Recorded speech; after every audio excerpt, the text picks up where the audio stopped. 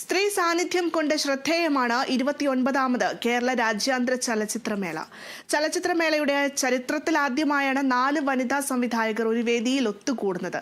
IFFK open forum പരിപാടിയിൽ ഒത്തുകൂടിയ വനിതാ സംവിധായകർ അവരുടെ വിശേഷങ്ങളുമായി.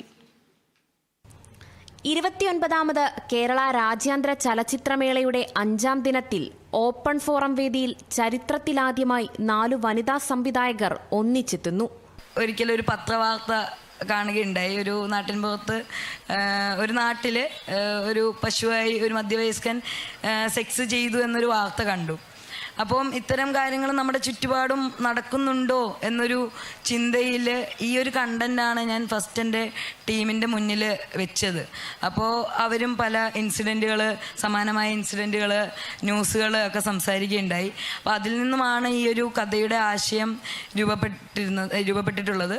ഞാൻ ഒരു ഇടത്തരം പാർലർ എന്നുള്ളൊരു സാധനമാണ് ഒരു വ്യത്യസ്തമായിട്ട് കാണിക്കാൻ ശ്രമിച്ചത്. അങ്ങനെ ഒരു ഹൈ എൻഡ് യൂണിസെക്സ് പാർലറൊന്നും അല്ലാതെ സാധാരണ സ്ത്രീകളൊക്കെ വന്നു പോകുന്നൊരു സ്ഥലം, അവിടെ അവരുടെ സംഭാഷണങ്ങൾ, അവരുടെ കഥകൾ, അതൊക്കെയാണ് സിനിമയിലൂടെ കാണിക്കാൻ ശ്രമിച്ചിരിക്കുന്നത്. ഇന്ദുലക്ഷ്മി സംവിധാനം ചെയ്ത അപ്പുറം, ശിവരഞ്ജിനിയുടെ വിക്ടോറിയ, ശോഭന പടിഞ്ഞാറ്റിൽ സംവിധാനം ചെയ്ത ഫൈ ഗേൾഫ്രണ്ട്, ആദിത്യ ബേബി സംവിധാനം ചെയ്ത കാമദേവൻ, നക്ഷത്രം കണ്ടു എന്നീ സിനിമകളുടെ വനിതാ സംവിധായകർ ഓപ്പൺ ഫോറത്തിൽ ഒരുമിച്ചെത്തി.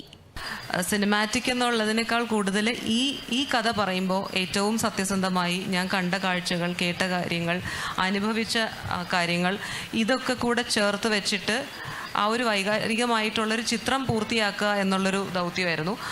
അതിൽ കലർപ്പുകളില്ലാതെ ചെയ്യുക. കുടുംബത്തിന് പുറത്ത് വന്ന് വളരെയധികം ഇൻഡിപെൻഡൻ്റായി ജീവിക്കുന്ന സ്ത്രീകളുടെ ഒരു ജീവിതമാണ് ഞാൻ ഇതിൽ ചിത്രീകരിക്കുന്നത്. അപ്പോൾ അതിൻ്റെ ഭാഗമായിട്ട് തന്നെ വളരെയധികം ബോൾഡ്, അല്ലെങ്കിൽ അതിൻ്റെ സംഘർഷങ്ങളൊക്കെ അവരുണ്ട്. ആ സൊസൈറ്റി ആയിട്ട് അല്ലെങ്കിൽ സിസ്റ്റമായിട്ടെല്ലാം കലഹിക്കുന്നുണ്ട്, ചോദ്യം ചെയ്യപ്പെടുന്നുണ്ട്, അതിൻ്റെ ഹ്യൂമിലിയേഷൻ അവരനുഭവിക്കുന്നുണ്ട്. ഓപ്പൺ ഫോറത്തിൽ സ്ത്രീ അതിർവരമ്പുകൾ എന്ന വിഷയത്തിൽ ചർച്ച സംഘടിപ്പിച്ചു. Renuka Rajendran, Kerala vision news, Thiruvananthapuram.